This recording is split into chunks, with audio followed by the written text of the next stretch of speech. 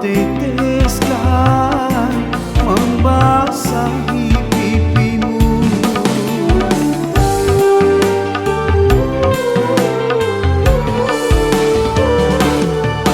Untuk apa penyesalanmu kau tutupi dengan perbuatanmu? Tapi mengapa engkau kembali memintaku rujuk terhadap dirimu?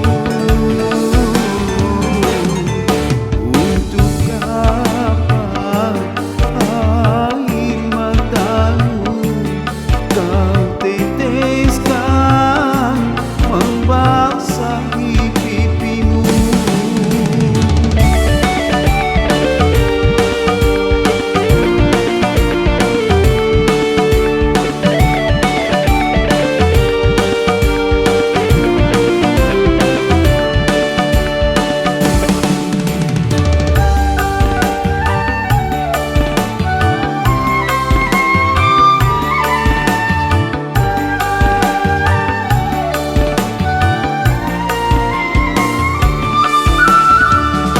Seribu satu macam yang aku hadapi, semua penghinaanmu terhadap diriku.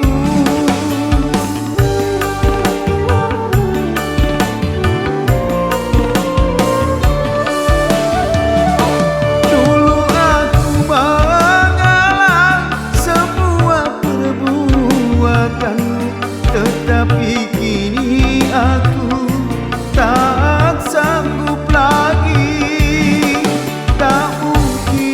Tak mungkin aku memaafkanmu. Pergilah dan jangan